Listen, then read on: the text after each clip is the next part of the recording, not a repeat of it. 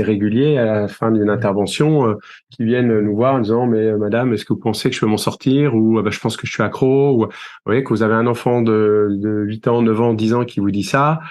Vous dites voilà, on sent qu'il y a une souffrance derrière et que l'enfant il a bien conscience que à la fois il y est capté, il y passe beaucoup de temps, mais que il aspire à autre chose.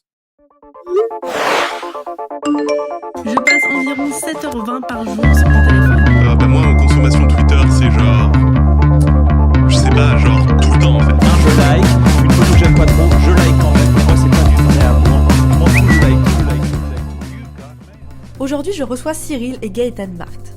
Ensemble, ils ont fondé Dictia, implanté dans le Morbihan en Bretagne. Dictia est composé d'une branche associative pour sensibiliser les jeunes au bon et au mauvais usage du numérique, et d'une branche entreprise pour aider les particuliers et les entreprises qui aimeraient approfondir ce sujet. Gaëtan et Cyril font partie des rencontres qui m'ont été permises par le podcast, et nous échangeons régulièrement sur nos projets respectifs. Et à chaque fois que je discutais avec eux de leur expérience sur le terrain, je concluais en disant « il faut absolument qu'on enregistre un épisode ensemble ». Et ça y est, on y est. Ces deux personnes généreuses et passionnées ont rencontré énormément de profils, ce qui nous permet aujourd'hui de discuter des grandes problématiques de l'hyperconnexion et des différentes manières de sensibiliser. Notre échange permet aussi de parler de culpabilité, nous donne des voix pour aborder le sujet de l'hyperconnexion même avec les plus jeunes, et nous donne des pistes pour revaloriser les stimulations hors des écrans lorsqu'ils s'ennuient. Ou encore, on va parler des points de bascule dans les vies connectées auxquels il faut être vigilant, et pour lesquels il est pertinent de prendre le temps d'analyser la situation, de poser des objectifs en amont et de fixer des règles, en se faisant accompagner si besoin. Sans plus tarder, je vous laisse découvrir l'épisode. Il débute par Gaëtan et Cyril qui vous expliquent leur activité pour que vous puissiez bien comprendre leurs objectifs et leur vision. Je vous laisse avec Gaëtan et Cyril, bonne écoute. Nous, notre activité est centrée sur l'éducation au numérique, convaincus que c'est plus une option aujourd'hui et qu'il faut se retrousser les manches pour aller dans ce domaine passionnant, qui est relativement nouveau parce qu'on est face à toute une génération d'adultes qui n'ont pas reçu cette éducation numérique. Donc notre activité consiste en tout cas à encourager les adultes et à aller dans ce domaine avec leurs propres enfants, et aussi parfois pour eux-mêmes, parce que le constat qu'on fait souvent, c'est que les enfants ont vraiment besoin des adultes dans leur relation au temps passé sur l'écran, mais les adultes eux-mêmes reconnaissent que eux-mêmes parfois n'ont pas toujours la maîtrise non plus de ce qu'ils font du temps passé. Notre cœur de métier, notre cœur d'activité, que ce soit auprès des jeunes ou auprès des adultes, c'est d'aider les personnes à faire un bon usage de ces outils, de faire en sorte que les outils numériques soient et restent au service des personnes et du bien commun. Super, bon, c'est pour ça d'ailleurs qu'on s'est rencontrés, c'est parce qu'on a cette vision commune sur le bon usage des écrans et le fait qu'une éducation soit nécessaire. Est-ce que vous pouvez me dire un peu plus quelles sont vos professions à la base et comment vous en êtes arrivé à faire ça? Alors, à la base, moi, je suis assistante sociale et je pense que ce qui m'a poussée, c'est surtout que je fais partie de cette génération qui a connu vraiment l'avant et l'après. Et étant au contact beaucoup des jeunes, parce qu'après mon métier d'assistante sociale, j'ai beaucoup été dans l'animation auprès des jeunes, et j'ai vraiment vu une évolution en fait de pratique. Voilà, on est aussi parents, et donc avec notre expérience professionnelle et personnelle, on a fait ce constat qu'il y a 5 ans d'un décalage entre les adultes et les jeunes, et cette nécessité de favoriser le dialogue intergénérationnel pour justement ne pas bannir les écrans ni les aduler, trouver un équilibre entre les deux. Et voilà, c'est ce qui nous a poussé en tout cas à nous lancer dans l'activité. Et moi, pour ma part, voilà, je suis informaticien d'origine, donc j'ai exercé pendant 20 ans dans l'industrie. Et voilà, donc c'est le milieu, j'allais dire, sur son aspect technique d'outils numériques que je connais bien. Et effectivement, j'ai pu aussi, au sein même de la sphère professionnelle, voir aussi les difficultés auxquelles les personnes pouvaient être confrontées. Alors là, je parle pas des difficultés techniques, on aura peut-être l'occasion d'y revenir ensemble, tout ce qui tourne autour de la fracture numérique, mais effectivement du bon usage même des outils, alors soit professionnels qui vont s'immiscer dans l'affaire personnelle, toute la question de l'équilibre vie pro, vie perso, du droit à la déconnexion, etc., qui est pas toujours simple à gérer pour des cadres ou des managers, ou inversement des outils perso qui s'insinuent petit à petit qui dans la sphère professionnelle où on va retrouver effectivement des personnes, que ce soit des managers ou des salariés, quel que soit le métier, qui vont faire un usage personnel de leurs outils sur leur temps de travail et avec tout un tas de questions évidemment que ça pose derrière de sécurité au travail, évidemment d'efficacité, voilà, et qui vont poser des questions ou des problèmes aux employés eux-mêmes ou aux managers. Et donc, c'est super intéressant de voir que tous les deux, c'est vraiment votre expérience pourtant très différente sur le terrain, empirique, qui vous a amené à vous intéresser à ce sujet à la base. Exactement, en fait, pour le coup, Cyril était dans le domaine de l'informatique enfin voilà, des technologies, et moi absolument pas. Et pour rien te cacher, j'étais même réticente en fait. C'était pas un domaine qui m'attirait. Et ce qui m'a attirée pour le coup, moi, c'est vraiment l'interaction entre l'homme et la machine en fait, et voir en quoi la machine en fait peut aliéner la personne et comment on est en rapport en fait avec l'outil. Et voilà, moi je suis passionnée d'anthropologie, d'éthique, et donc voilà, ça c'était mon moteur. Et finalement, je me suis passionnée quand même pour ce sujet des outils numériques, des technologies de l'information et de la communication, parce que je suis la première aussi, enfin voilà, à m'en servir et à en tirer tous les bénéfices. Et en même temps, au fur et à mesure qu'on s'est intéressé à ce sujet, on a rencontré beaucoup de personnes là en 5 ans qui souffrent en fait justement de leur rapport à la machine, de leur rapport à l'outil. Et donc voilà, jour après jour, on est toujours convaincus qu'il faut y aller.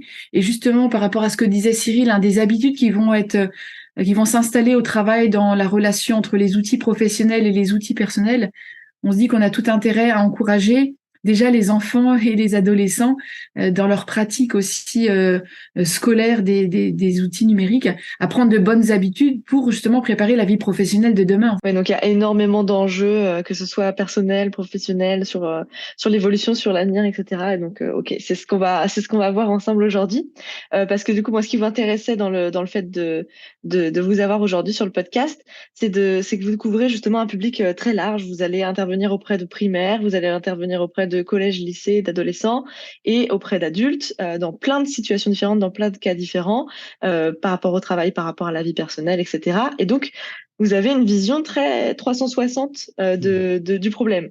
Et moi, ça m'intéressait parce que, et même en plus, il me semble que, si je me trompe pas, vous intervenez dans des milieux plus précaires, plus prioritaires, et dans des milieux où c'est plus aisé, où c'est plus un luxe qu'on peut se permettre que de s'intéresser à son usage des écrans. Effectivement, c'est un sujet, le Gaëtan, voilà, comme tu le disais Lorraine, qui va toucher tous les âges, et puis effectivement, je le disais tout à l'heure, tous les métiers, parce que qu'on soit finalement salarié dans une entreprise, quel que soit le domaine, qu'on soit enseignant, éducateur, médecin, voilà, on est soi-même utilisateur ou on accompagne des personnes selon son métier, selon sa fonction, qui eux-mêmes sont utilisateurs d'outils numériques.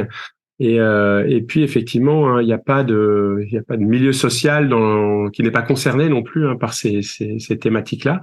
Et qu'on soit voilà effectivement j'allais dire d'un milieu assez aisé, qu'on soit dans un domaine où on est un peu plus précaire, que ce soit socialement, économiquement, voilà, on est aussi touché par ces questions-là, et on a plaisir aussi au sein de notre activité justement à pouvoir intervenir auprès de ces différentes personnes, quelle que soit leur situation.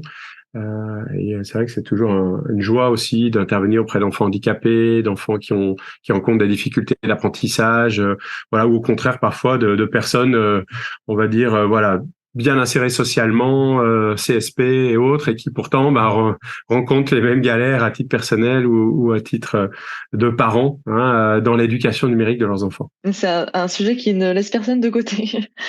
Super. Maintenant qu'on sait que vous avez une vision très très globale du problème et des populations qui le subissent, quels sont les points communs, celles qui concernent absolument tout le monde? En tout cas, un des points communs que je verrais aujourd'hui avec en tout cas du côté des adultes, c'est encore aujourd'hui, alors ça va changer, mais c'est une certaine méconnaissance en fait du fonctionnement des outils numériques d'aujourd'hui en fait, avec leur mécanisme, leur logique de captation de l'attention, etc. Et pour le coup, dans tous les milieux, on retrouve en fait ces adultes qui nous disent parfois à la fin d'un atelier, d'une conférence, en fait, c'est peut-être moi qui ai un vrai problème, qui suis complètement accro. Enfin, je suis venue pour mes enfants, et puis et ça, on le voit dans tous les milieux.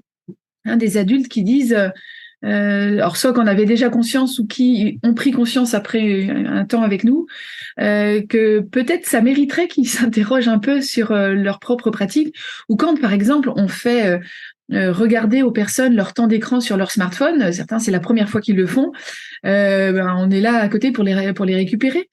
Mais parce que c'est un peu un choc de se dire ah non mais c'est pas possible, là pour le coup la machine elle se trompe pas. Ouais. Et donc voilà, ça c'est commun à tous les milieux, en tout cas des adultes qui du coup n'ont pas eu ces outils quand ils étaient enfants, adolescents, et qui ont pris des habitudes plutôt adultes et qui s'étaient pas tout à fait interrogés encore aujourd'hui.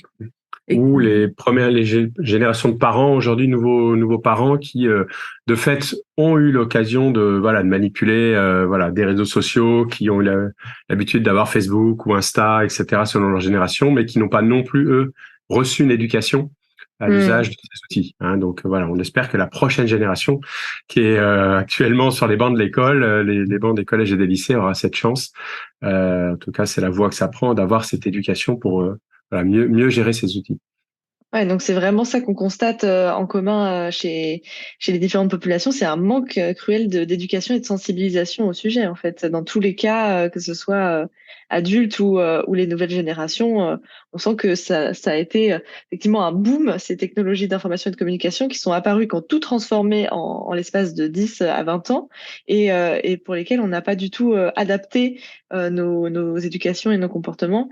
Et qu'est-ce que ça crée du coup aujourd'hui ce manque d'éducation? C'est des gens qui ne se rendent pas compte qu'ils ont un rapport problématique à l'hyperconnexion, ou qui ressentent un mal-être sans comprendre que ça vient de là. Est-ce que souvent vous avez des retours comme ça?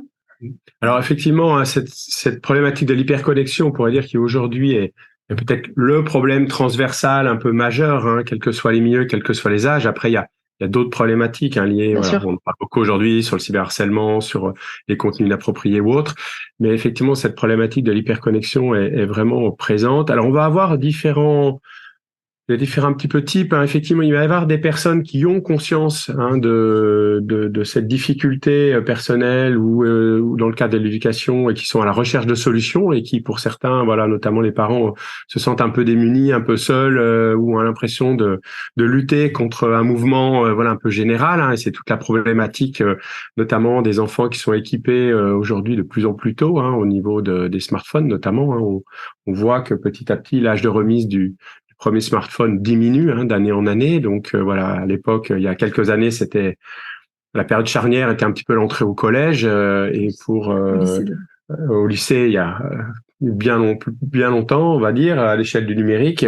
Ensuite, c'est l'entrée au collège et puis aujourd'hui, on retrouve parfois, alors selon les établissements, des fois une bonne partie d'une classe de CM qui est déjà équipée de smartphone, voire parfois de CE. Donc, c'est vrai qu'on sent que les élèves sont équipés de plus en plus tôt. Donc, les parents qui, eux, essayent justement de retarder cette échéance ou en tout cas qui se sont fixés les repères éducatifs, peinent parfois à lutter, à tenir leur volonté d'engagement, de peur aussi de marginaliser leur enfant, de peur de finalement de les exclure un petit peu du lien avec leurs camarades. Et pour répondre à ta question, en tout cas, ce qu'on peut constater chez les adultes qui prennent conscience en fait de leur hyper connexion, ça peut être de la culpabilité en fait. Et soit c'est un sujet finalement qui voulait pas forcément regarder en face, et au cours d'un atelier un va oser en parler, puis un autre va dire moi aussi, et puis c'est parti en fait. Et on sent sur ce sujet la nécessité aussi de permettre aux personnes d'en parler en fait, d'oser dire déjà, d'oser se regarder en face, d'oser reconnaître que le temps est peut-être pas très ajusté, le temps passé est pas très ajusté, et peut-être de rencontrer d'autres personnes pour en parler. Et ce sentiment de culpabilité, de honte, de gêne est récurrent. Ça, dans ce qu'on peut voir chez des parents qui finalement nous sollicitent, comme dit Cyril, pour l'éducation numérique de leurs propres enfants. Et quand délicatement on leur fait pointer, est-ce que vous-même vous êtes exemplaire, etc. Et qu'on se rend compte que peut-être pas, et là on sent bien qu'on touche à quelque chose de délicat. parce que c'est pas que les personnes voudraient pas l'être, mais c'est qu'elles ne maîtrisent pas forcément en fait. Bien Et sûr. là, ça devient compliqué en fait, Mm. parce que c'est pas du jour au lendemain, une fois qu'on a pris conscience, qu'on va changer une pratique, quoi. Donc ça, c'est un point assez récurrent et qui est problématique en fait, ce ressentiment en fait de décalage entre ce qu'ils voudraient transmettre aux enfants et en fait leur propre pratique d'adultes. Effectivement, on va avoir un panel un peu différent de gens conscients de cette difficulté, à titre de parents ou à titre personnel, des personnes qui le découvrent parce que justement voilà ils ont suivi telle ou telle action de prévention ou ils ont été sensibilisés au sujet et parfois voilà ils le découvrent pour leurs enfants et comme le dit Gaëtan ils le découvrent finalement pour eux-mêmes. D'autres parents ou d'autres personnes qui voient pas le problème parce que voilà pour eux le numérique fait partie de la vie ou au contraire estiment qu'il n'y a pas de problème, ils gèrent. Ce qui est pas toujours le cas. Voilà, donc on va avoir un différent degré, voilà, entre prise de conscience, culpabilité, voilà, inconscience au sens de voilà de pas avoir conscience d'un risque. Et effectivement, on va avoir tout ce panel de gens en face de nous. Non, parce que ça montre bien aussi que cette dissonance entre ce qu'on s'imagine, ce qu'on se projette, surtout si on est dans un projet d'avoir des enfants, on se dit peut-être facilement qu'on va pas mettre trop d'écran ou etc. Et puis on se retrouve confronté à la réalité où effectivement on voudrait donner une image à son enfant qui n'est pas celle qu'on arrive à respecter soi-même, parce que là ça rejoint des choses qu'on a déjà évoquées dans le podcast, mais sont conçues pour qu'on y passe beaucoup de temps et ça marche très bien sur nos cerveaux, sur nos psychologies, sur notre cognition. Donc forcément ça crée beaucoup de culpabilité. Moi c'est quelque chose c'est un retour que j'ai très souvent aussi. D'ailleurs, à l'écoute du podcast, ça m'a permis de comprendre et de déculpabiliser. Et une fois qu'on a passé cette phase de culpabilité, je sais pas comment vous le percevez, mais du coup, il y a plus de force pour faire pour agir ensuite, quoi. Oui, effectivement, parce que déjà les personnes se disent, le problème c'est peut-être pas d'abord moi. Oui, voilà, tout à fait. Effectivement, c'est des outils comme tu le dis Lorraine, qui ont été conçus pour la plupart, voilà, pas non plus mettre tous les outils dans le même sac, mais globalement, qui sont utilisés au quotidien, notamment les réseaux sociaux, un certain nombre de jeux vidéo et autres, sont conçus de cette manière-là. Donc c'est aussi déculpabilisant de comprendre qu'on est pris dans un mécanisme, dans un piège, et puis qu'on n'est pas seul, qu'on n'est pas seul, et voilà, et puis qu'il y a des moyens d'avancer. Et ça, c'est vrai que c'est important. Et ensuite, ça, c'est aussi quelque chose sur lequel on essaie d'être vraiment attentif, c'est-à-dire de prendre, de pas arriver avec des injonctions, voilà, y compris, comme tu le disais, soit pour des parents ou des futurs parents, voilà, de dire, voilà, la règle, c'est pas d'écran machin, pas truc, et puis finalement. On voit bien qu'au quotidien, même avec la meilleure volonté du monde, c'est pas toujours aussi simple, et pour peu que, voilà, selon nos horaires de travail, selon si on est parent célibataire, selon l'âge des enfants différents, tout d'un coup, l'idéal qu'on avait, l'idéal éducatif ou en tout cas les valeurs qu'on veut transmettre, c'est pas toujours si simple au quotidien. Effectivement, c'est une bataille parfois de tous les jours, et c'est important de prendre les personnes aussi là où elles en sont, et de les aider à avancer à leur rythme pour essayer de tendre vers quelque chose peut-être de mieux, de plus équilibré, mais sans leur asséner des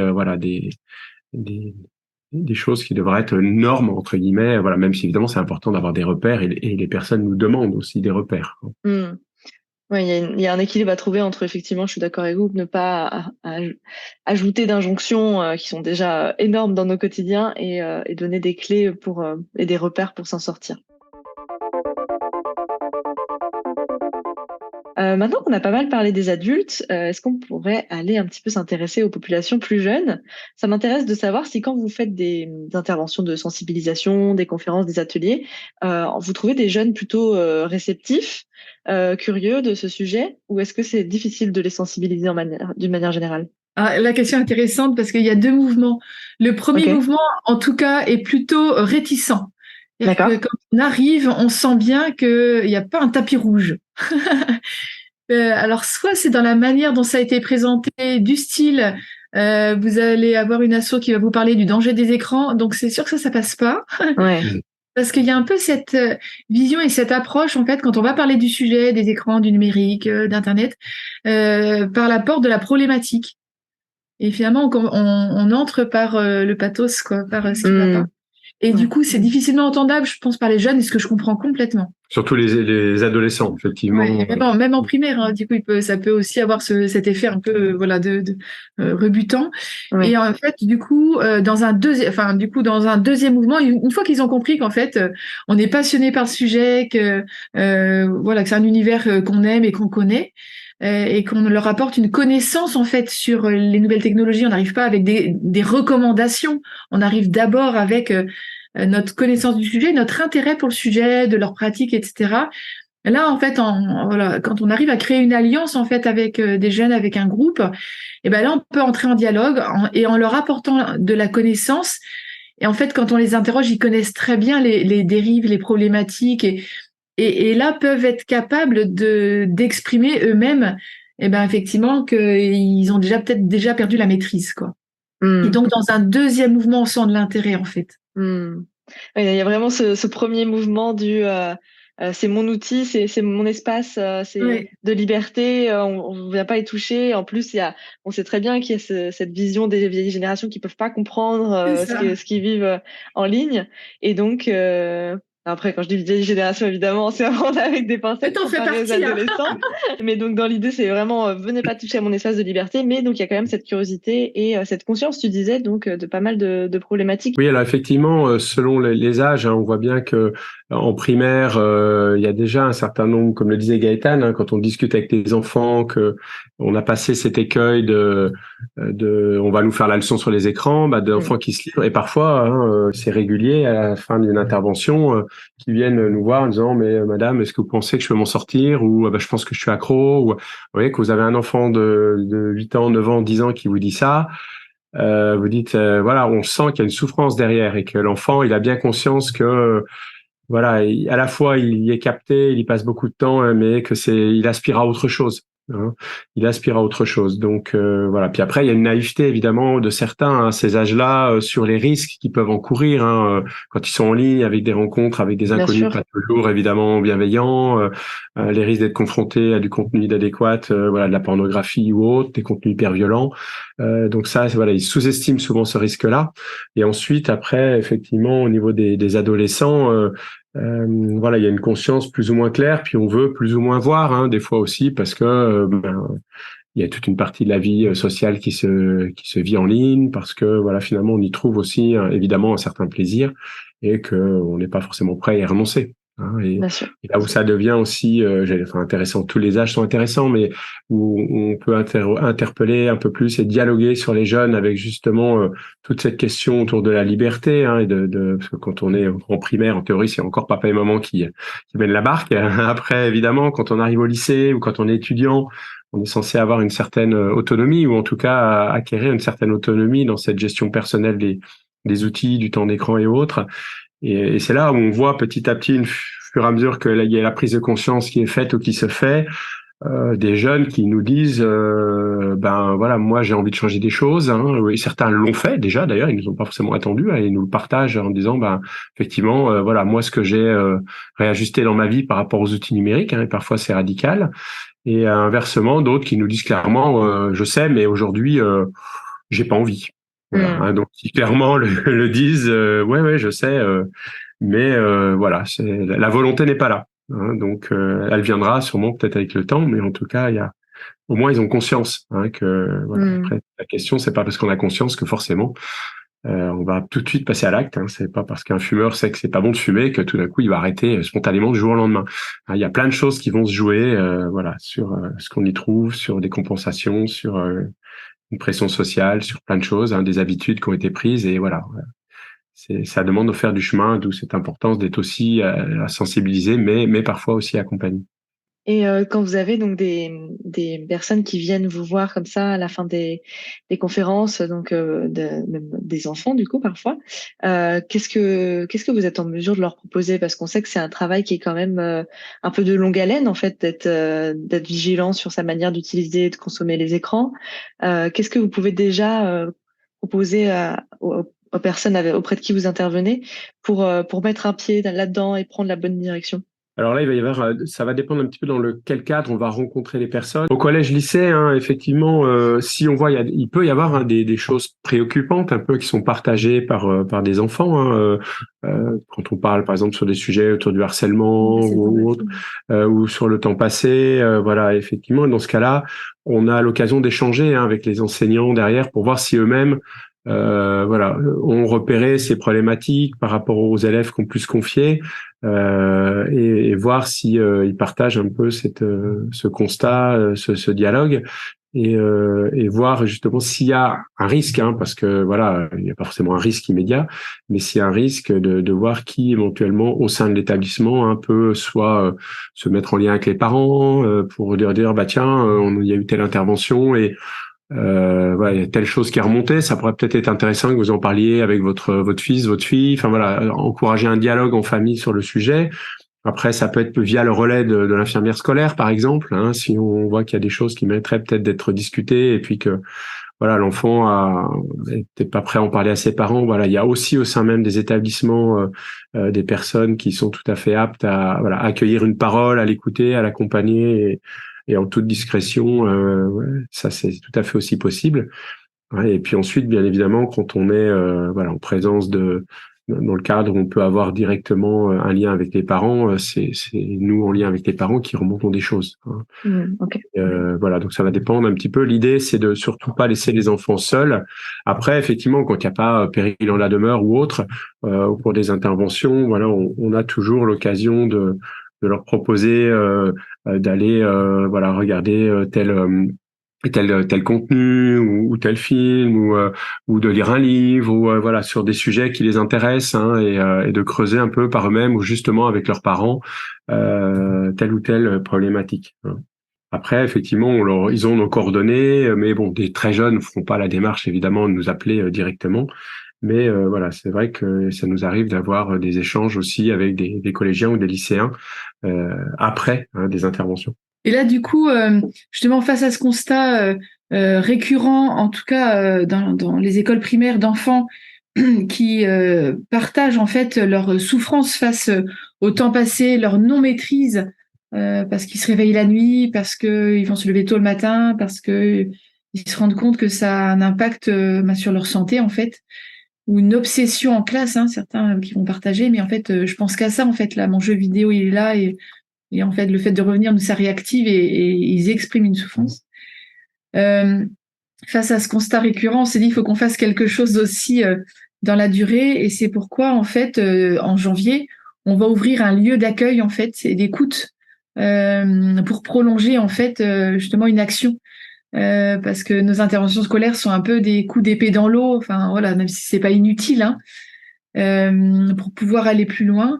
Et effectivement, quand on va voir des enseignants avec qui on a un échange suite à des paroles données par des enfants sur cette souffrance liée à l'hyperconnexion, bah, l'idée c'est d'aller plus loin et de pouvoir rencontrer les familles, échanger, rencontrer le jeune et faire une action dans la durée. Comme tu disais, Lorraine, ça se fait pas du jour au lendemain.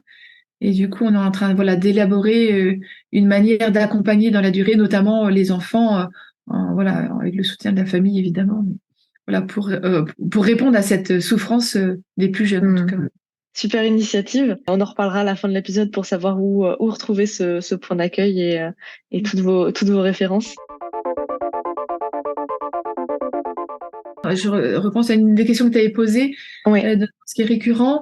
En fait, on se rend compte que quand des adultes sont en groupe et que un commence à oser dire moi je pense que j'y passe trop de temps, que voilà, quand je suis avec mes enfants, j'arrive pas à le poser, et même si intérieurement je me dis que ce serait le moment et où je m'enferme dans les toilettes, où je le fais, enfin voilà, avant de dormir, je suis dans mon lit avec mon smartphone et que les personnes commencent à se dire il y a sûrement un problème, et que d'autres osent prendre la parole. Ce qui est extra, c'est quand les personnes commencent à donner leurs astuces et leurs conseils. Moi, je mets en mode avion de telle heure à telle heure, et hop, c'est parti. Et je trouve ça extraordinaire, cette dimension collective autour de ce sujet. En fait, pour déculpabiliser, et secondo aussi pour se donner des astuces, parce que nous, on peut en donner, on en a plein, comme toi aussi. Enfin, voilà, des petits conseils, et en fait, entre pairs aussi, c'est intéressant de pouvoir, et s'encourager Et de la même manière que pour les enfants, une intervention une fois et on part, c'est pas suffisant. Et là, l'idée aussi dans ces groupes de parole, c'est de pouvoir aussi dans la durée se dire, voilà, on se retrouve, tiens, qu'est-ce qui a marché, pas marché, yes, j'enchaîne plus les séries sur Netflix, j'arrive à regarder que 3 épisodes à la suite.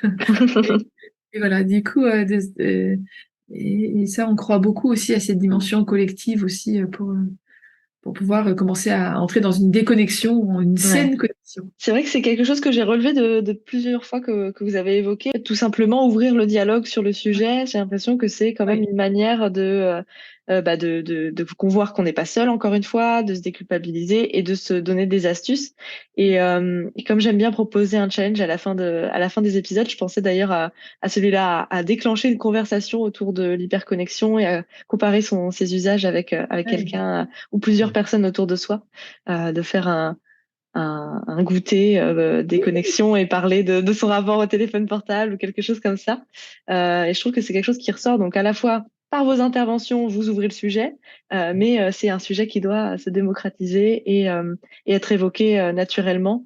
Et en plus, en général, je sais pas comment c'est pour vous, mais avant même que je parle du podcast, avant même que je parle que j'ai un intérêt pour ce sujet, on sent très bien que quand ça vient naturellement, après les gens sont inarrêtables et ont beaucoup à dire sur le sujet. Et donc, je trouve ça super de pouvoir en parler. On parlait des discussions qu'on avait avec les jeunes, des moyens aussi de leur faire prendre conscience. Et c'est vrai que la prise de conscience, pour certains, c'est le début d'un chemin. On est intervenu l'année dernière, en fin d'année scolaire, dans un lycée, et on avait organisé à la demande du lycée un certain nombre de jeux sur la pause de midi, voilà, justement pour aborder ces questions d'hyperconnexion avec les élèves sur un mode un peu ludique. Et puis la dernière jeune fille que j'ai eue à mon atelier, c'est pour ça que je m'en souviens aussi, et sa réaction m'avait marqué. C'était une élève de terminale qui, en découvrant justement l'outil qui permet de mesurer le temps d'écran au sein de son smartphone, vous voyez, en terminale, on pourrait dire, c'est bon, elle connaît, elle sait. Voilà, elle avait jamais mis le nez dedans. Et en regardant ses temps d'écran, elle regarde, puis elle voit hier TikTok 4h30. Okay. Puis spontanément, elle me dit, non, c'est pas possible, 4h30, hier j'étais en cours. Et là, il y a eu un blanc. Et elle est repartie, en fait, en disant, oh la vache, 4h30. Et elle a vraiment, à ce moment-là, j'ai bien senti qu'elle a pris conscience. Évidemment, elle savait qu'elle faisait du TikTok, elle l'a pas découvert, mais qu'elle arrivait à passer 4h30 rien que sur TikTok, un jour de cours, et ça a été pour elle vraiment une révélation. Et je pense à la façon dont elle a réagi, il y a eu un après. Alors après, moi, j'étais là, mais on sent que quand on parle de prise de conscience, des fois, c'est ça aussi, c'est de se dire, ah oui, quand même. Et là, après, soit le jeune ou la personne va dire, ah oui, dis donc, c'est beaucoup, puis... Mais là, ça peut être aussi le début d'un chemin, cette prise de conscience pour dire, il va peut-être falloir que je change des choses. Oui, il peut y avoir des déclics comme ça. Des déclics, exactement. Ouais. Donc on a Cyril qui a dû partir pour une autre intervention. Du coup, tu interviens auprès des maternelles. Mais comment tu sensibilises déjà des maternelles à cet âge-là où tu peux avoir accès à des écrans, mais pas vraiment conscience de problématiques? Eh bien, on y va avec des marionnettes. En fait, on va parler aux primaires, en fait, avec des marionnettes qui vivent eux-mêmes dans un univers où il y a des écrans. Donc, on a une famille de lapins, assez connectée. Une autre famille qui aimerait bien un peu se déconnecter. Enfin, et voilà, il y a un petit personnage principal, en fait, qui est en dialogue avec les enfants. C'est-à-dire que on a un personnage, en fait, c'est un raton laveur, en fait, qui s'appelle Mademoiselle Candy. Et qui échange avec les enfants et déjà avec un premier dialogue en fait en leur montrant un objet, une télé, etc. Puis on leur dit tiens, est-ce que vous connaissez, est-ce que vous utilisez? Et déjà ça, on entre en dialogue et on se rend compte que déjà en maternelle les enfants peuvent utiliser pas mal d'écrans en fait, voire ont leurs propres écrans, ont un vieux smartphone ou une tablette à eux. En tout cas, on sent déjà chez les enfants de maternelle l'appétence pour l'écran et c'est assez intéressant du coup de dialoguer avec eux, de les laisser en tout cas sortir tout ce qu'ils aiment et ensuite d'entrer en dialogue petit à petit, notamment pour inviter à pas ancrer cette habitude de je m'ennuie, je fais un écran. C'est vraiment le cœur en fait de cette intervention. De les faire réfléchir un petit peu à quand ils s'ennuient, qu'est-ce qu'ils peuvent faire. Et on se rend compte que déjà des enfants ont installé cette habitude de je m'ennuie, ben du coup, quand ils vont dire à papa ou maman je m'ennuie, en fait ça sous-entend je peux faire un temps d'écran en fait. Et, euh, et on essaie de l'amener de manière un peu détendue et ludique, donc à travers un petit spectacle de marionnettes.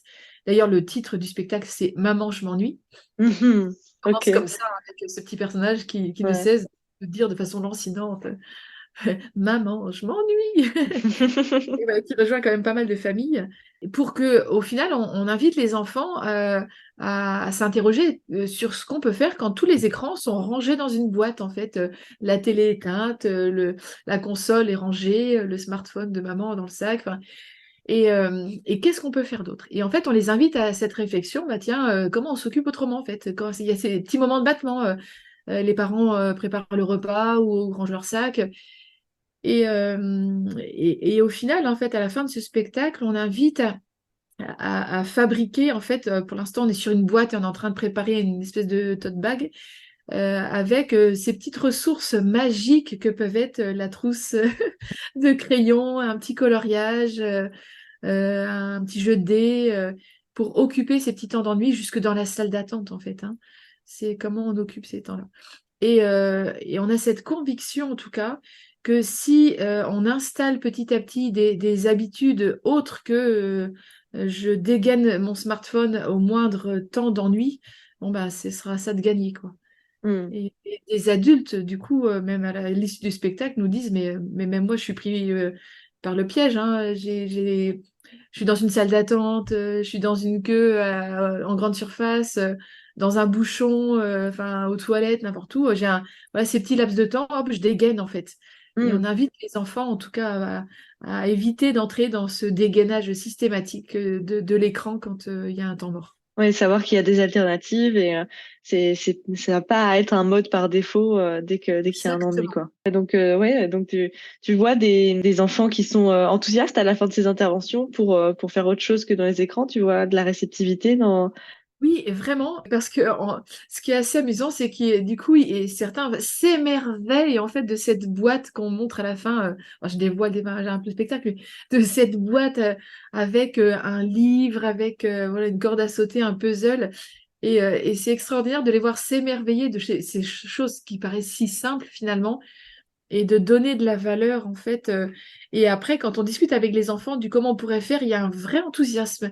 Hmm. L'enjeu pour nous, c'est que du coup, les parents saisissent l'enthousiasme en fait de leur enfant pour voilà, prendre le sujet en main et inviter les enfants effectivement à avoir à portée de main à la maison voilà, cet espace d'occupation, et peut-être d'accepter aussi de temps en temps, ben, je m'ennuie, c'est pas grave en fait. Enfin, alors, je le dis un peu rapidement en sachant que pour certains, ça peut être vraiment anxiogène dans s'ennuyer, donc voilà, je m'étale pas trop sur le sujet. Après, il faut connaître aussi son enfant et sa capacité de supporter un temps mort, etc. Et en même temps, quand on dit aux enfants, ben voilà, s'ennuyer, c'est même, enfin, c'est bon pour la santé, pour la créativité. Et certains le découvrent. Ouais, une des pistes à venir, c'est de faire expérimenter des temps d'ennui en classe. On ne l'a pas encore élaboré, mais voilà, on est en train d'imaginer comment on pourrait faire vivre des expériences en fait où on s'ennuie Hmm. ensemble en fait. C'est vrai que du coup, on voit que finalement, les écrans, le principal point, en tout cas, d'accroche, c'est que c'est quelque chose de très stimulant, tentant, etc. Et donc, c'est pour ça que ça devient facilement un mode par défaut. Mais donc, par le discours, par l'animation, vous rendez les autres activités aussi attrayantes. Et on voit on peut orienter un petit peu aussi l'image, la vision que va avoir l'enfant de ces autres activités, de ces alternatives. Donc c'est Complètement. super chouette de voir que bah oui, l'enthousiasme n'est pas mort avec le temps d'écran. Au contraire, il faut juste savoir réussir. C'est pas toujours facile, mais du coup, les interventions, c'est une bonne manière d'entamer les choses, mais réussir à les sortir un petit peu de l'écran pour euh, pour pouvoir leur remontrer à quel point il y a plein de choses super à faire à l'extérieur et que finalement ils vont se sentir aussi bien, voire même mieux en faisant ces choses. C'est enthousiasmant en fait de t'entendre parler de ça et de voir que les enfants réagissent. Parce qu'on a tendance, tu sais, à avoir un discours de face aux écrans, les enfants deviennent apathiques, on peut plus communiquer avec eux, etc. Ce qui sont des conséquences réelles, mais au final, ça reste des enfants et si on arrive Exactement. si on arrive, Réactiver, en fait, c'est ça? voilà, Ouais. la créativité, l'enthousiasme, en fait, ils la saisissent, en fait. Mm. Euh, et du coup, c'est extraordinaire, du coup, de voir que les enfants, comme tu dis, restent des enfants et que, voilà, tout est encore possible, en fait. Et que justement, comme tout est encore possible, eh bien, il faut leur donner quand même un peu de connaissance, en fait. Alors, elle est très simple, mais de dire que si on ne maîtrise pas l'outil, si c'est pas moi qui décide d'aller vers l'écran pour faire un temps déterminé, etc., il y a un risque que petit à petit, ce soit l'écran qui me dise viens, viens, reste avec moi. Et on voit bien que des enfants réagissent à ça et se reconnaissent en fait, et que finalement, bah, ils voudraient bien que ce soit autrement. Et c'est encourageant pour les parents aussi, qui sont parfois démunis en disant mais voilà, je maîtrise plus quand j'arrête, il fait une crise. Alors ça, on en discute aussi avec les enfants. Pourquoi c'est si difficile d'arrêter et que parfois on peut se rouler par terre et notre souhait, c'est d'être vraiment en soutien des parents hein, dans cette éducation aussi au temps d'écran. Voilà, pour donner aussi un médiateur voilà, et qui puisse revenir dessus. Voilà, pour encourager l'enfant. Bon, on va passer à autre chose, quoi. Mais il y a une Mm. manière de faire aussi. Ouais. Donc on voit aussi qu'il est jamais trop tôt pour parler des écrans, de son rapport aux écrans, des impacts que ça a, des conséquences, pourquoi c'est compliqué. C'est intéressant aussi. Ouais, là, on commence en petite section et ça passe en fait. Alors du Ouais, coup, il faut adapter le langage, bien mais, sûr. euh, mais ils sont capables de reconnaître une télé, une tablette, un smartphone. Ils voient les parents de toute façon avec. Alors d'ailleurs, c'est assez croustillant des fois ce que les enfants disent des adultes, hein. Et, euh, c'est vraiment, ça mériterait vraiment un spectacle dans l'autre sens, hein, pour le coup. J'y pense, j'y pense. Et en même temps, ce qu'on fait pour vraiment pas décrédibiliser les adultes, c'est de dire, ben, vous voyez, les adultes d'aujourd'hui, ben, il n'y avait pas tous ces outils et ils n'ont pas eu, comme vous, voilà, une éducation aux écrans, etc. Donc, c'est jamais trop tard. Enfin, on essaie de tourner les choses, en tout cas, pour pas dire, bah oui, les adultes aujourd'hui sont comme ci, comme ça, etc. Et c'est l'occasion aussi, même aux parents, de dire, ben ouais, peut-être que moi aussi, on va le faire en famille, on va peut-être réajuster certains usages, au contraire. C'est vraiment une affaire collective, hein, ce sujet. On se rend bien compte que soit tout seul avec sa famille, c'est compliqué, alors que quand on va fédérer des personnes à l'échelle d'une école, d'une commune, et ben, moi j'y crois beaucoup, et ben, on va s'encourager et puis aussi ben, donner à voir aux enfants des adultes qui s'interrogent, qui réajustent des usages, et c'est jamais trop tard ça. Et ça, c'est un point essentiel en fait. Oui, si jamais c'est trop tard pour s'y intéresser, pour changer son usage, pour en parler autour de soi. Je me demandais, pour conclure un petit peu, on a un petit peu évoqué au début les différences de milieux sociaux. Est-ce que tu voudrais alarmer sur peut-être des publics prioritaires qui auraient des problématiques particulières ou qui seraient délaissés? Est-ce qu'il y a quelque chose qui te vient par rapport à cette thématique? Un des sujets qui vient comme ça, dans certains milieux, en fait, on va demander aux parents d'utiliser des outils numériques, notamment, je pense aux ENT, les environnements numériques de travail, pour communiquer avec l'école. Et des parents qui ont peut-être un smartphone mais pas d'ordinateur et en fait qui vont pas pour le coup être vraiment démunis. Hmm. Euh, et bon, et il n'y a pas que dans des quartiers prioritaires, hein, même d'autres familles, et du coup, qui vont être démunis face à leur enfant et l'outil, en fait, pour l'utilisation de cet outil, quoi. Et, euh, et du coup, avec un décalage où on va retrouver des enfants qui vont gérer même l'espace numérique des parents sur l'ENT. Donc voilà, on se rend compte, en tout cas hein, dans nos actions, qu'on peut être face à des publics, soit parce qu'ils n'ont pas la maîtrise de la langue française, ou parce qu'ils n'ont pas l'équipement, tout simplement, hein, un ordinateur par exemple, qui va permettre aussi d'utiliser des outils que leurs enfants sont censés aussi utiliser. Donc Hmm. là, pour l'éducation au numérique, et ça devient vraiment, ça c'est une vraie problématique, quoi.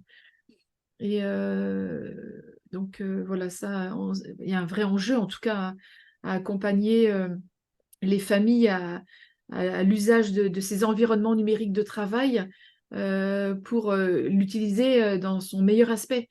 Hein, moi, je rencontre des parents du coup qui vont voir tous les jours les notes de leurs enfants et du coup une espèce d'addiction aux notes alors qu'avant, ben voilà, on recevait le bulletin à la fin du trimestre ou quand le devoir revient en fait, le devoir revient, on a la note et on discute. Voilà, il y a quelques usages comme ça qui sont voilà, qui sont pas toujours très ajustés. Ok. Et voilà. Et par rapport à la question des milieux. Pour le coup, hein, comme on le disait au début du podcast, tous les milieux sont en tout cas touchés par ces difficultés, en tout cas d'usage à la fois pour eux-mêmes comme adultes ou dans la transmission aux enfants et la maîtrise en fait du temps passé par leurs propres enfants. Et après, parfois, dans les différents milieux, même des milieux précaires, en fait, vont vouloir équiper, pour être aussi au même stade que tout le monde, en fait, un super équipement avec le dernier iPhone, etc., alors qu'il n'y a même pas d'ordinateur à la maison, quoi. Et du coup, enfin, voilà, on est plutôt là sur des questions de fracture numérique, mais là, c'est un vrai enjeu dans les quartiers, en tout cas, d'accompagner les familles dans la partie aussi connaissance de l'informatique, de la bureautique et de ces outils qui sont censés aussi permettre une communication avec le milieu scolaire et le travail pour les enfants. Faire une recherche sur un smartphone, c'est quand même moins pratique que de la faire quand même sur un ordinateur. Ouais, tout à fait. Donc on voit que la fracture numérique, ça peut aussi renforcer les inégalités d'éducation et de sensibilisation, Ah parce que oui. si on Ah oui. maîtrise pas du tout l'environnement numérique, on va encore moins maîtriser celui de son enfant et poser des cadres et des limites. Et j'imagine que ça va encore plus s'accentuer et se ressentir après dans les addictions comportementales aux Mais écrans. complètement, surtout dans des univers en fait où le numérique, c'est surtout du ludique en fait, où Oui. le numérique sert à jouer, à visionner et à communiquer, et pas du tout à travailler. Et du coup, dans des milieux en fait où le numérique ne sert pas à travailler avec un ordinateur, etc., c'est difficile de transmettre du coup à travailler sur un ordinateur. Et là, il y a un vrai défi pour le coup d'aider les familles qui connaissent peu cet univers informatique, bureautique, Mhm. euh, pour que justement les enfants ne soient pas dans un usage uniquement ludique, distractif Ouais. euh, des outils numériques, quoi. C'est difficile effectivement d'avoir ces outils qui sont à la fois des supports de travail et de la porte d'entrée à toutes ces dérives qu'on a expliquées, à toutes ces tentations de divertissement et à tous ces aspects ludiques. Eh ben, je pense qu'on a déjà couvert pas mal de choses.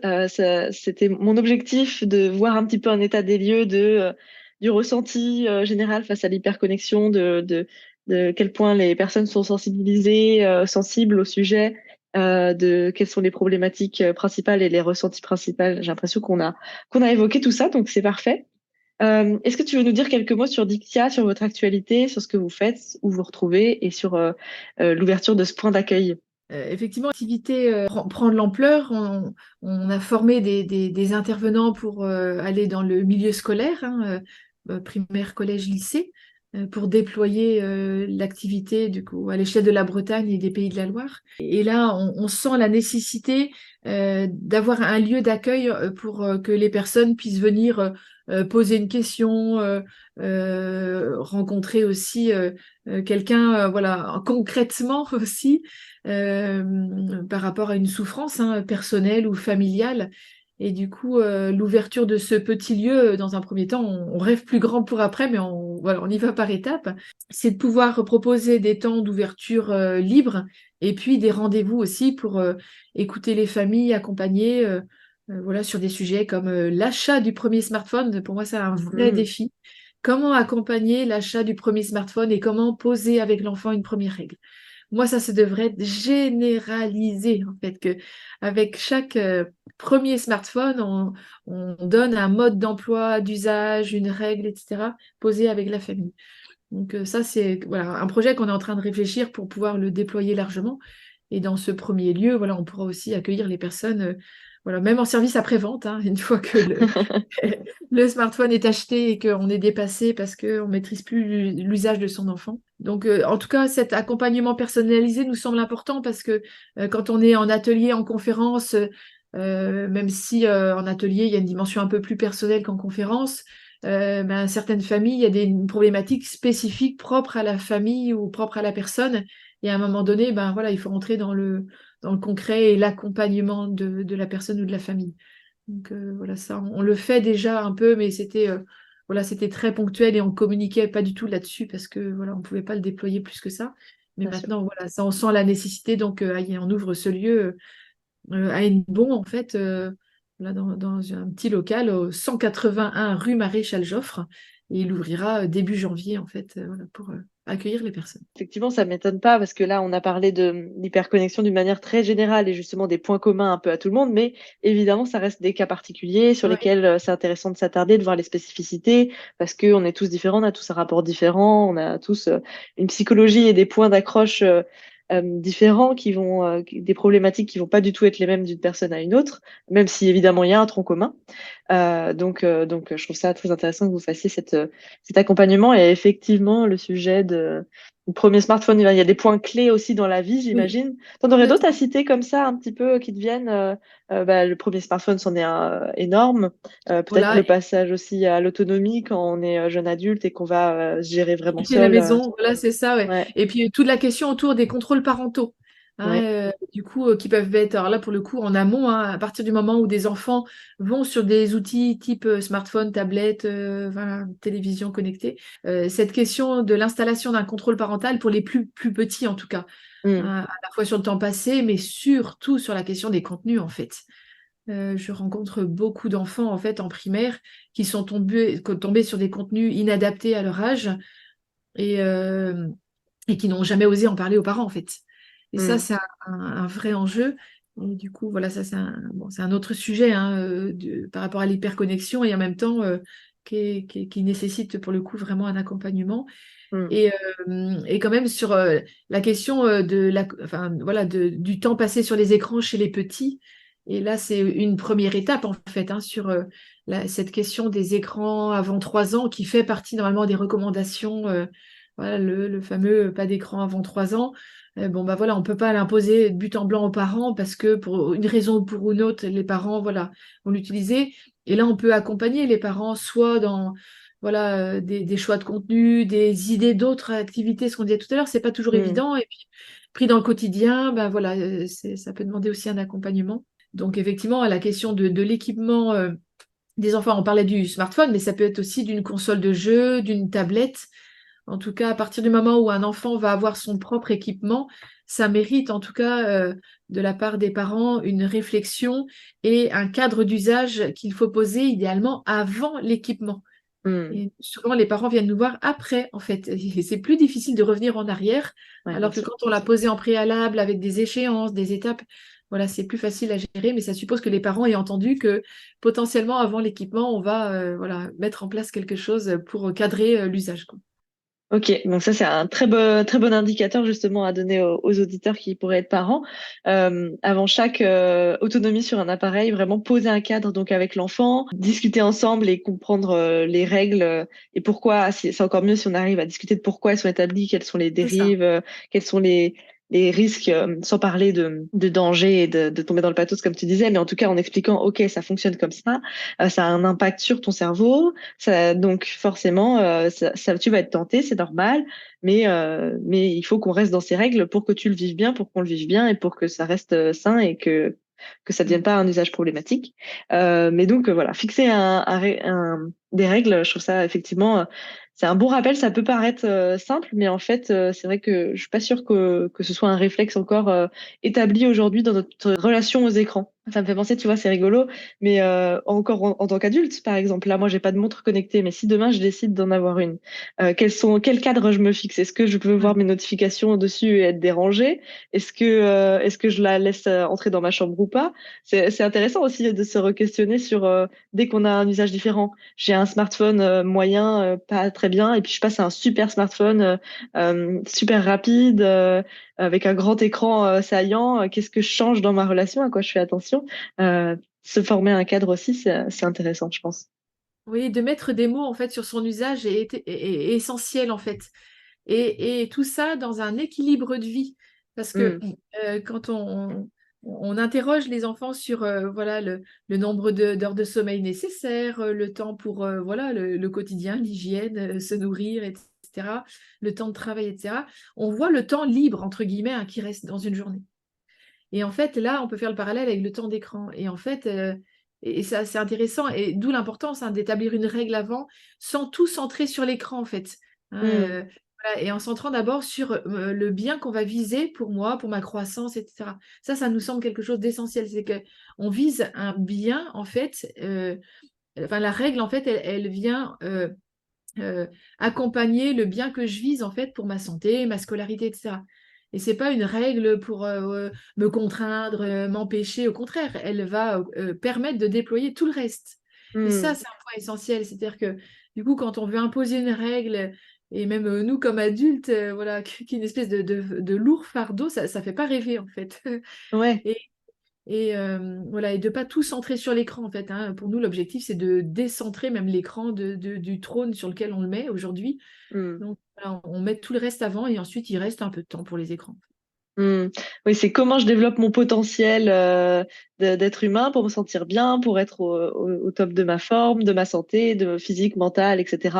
Et quelle place ça laisse aux écrans finalement là-dedans. C'est super intéressant de décentrer, comme tu dis, de l'écran et ça permet de souffler un petit peu aussi et de se dire bon, ok, les écrans diaboliques là, ça va. Ouais, c'est ça. On Ouais. lâche, on lâche. Qu'est-ce que j'ai envie d'être? Qu'est-ce que j'ai envie de faire? Comment j'ai envie de me sentir? Et ensuite, oui, il restera une place pour les écrans, mais ce sera celle qui me restera parmi tout le reste que je veux mettre dans ma vie, quoi. Exactement, et du coup, la manière de penser le rapport aux écrans va être aussi plus pertinente. Finalement, quand j'ai un temps d'écran, ça veut dire quoi en fait?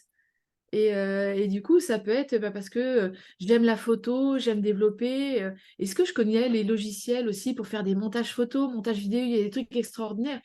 Et pour nous, ce qui nous semble essentiel, c'est aussi d'aller creuser, développer tout ce qu'il y a de génial en fait dans l'usage de ces technologies. Et souvent qu'on sous-exploite pour aller regarder je ne citerai pas de nom, mais des vidéos. Enfin voilà, c'est aussi d'encourager en fait à aller chercher tout le potentiel extraordinaire de ces technologies. Parfois, nous, des enfants en fait passionnés de jeux, etc., on sent qu'il y a une vraie appétence. Et on leur dit, tiens, est-ce que tu t'intéresses à l'informatique? Est-ce que tu sais coder, etc. Et en fait, c'est des mots qu'ils ont parfois jamais entendus.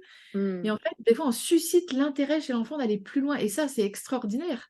Et de dire, il n'y a pas juste, allez, je le lâche, il n'y a pas juste TikTok, Snap et YouTube, quoi. Ouais, Ouais. c'est sympa, mais il y a autre chose.